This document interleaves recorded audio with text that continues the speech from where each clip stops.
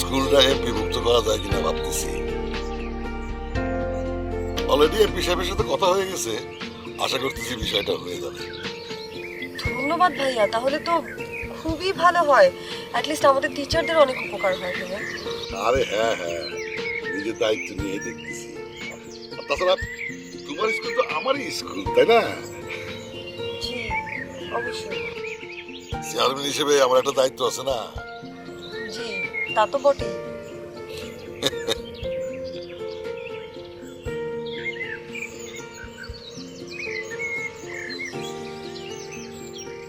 ইয়ে মায়া, দেখো তো, দেখো বাইরে কত সুন্দর না?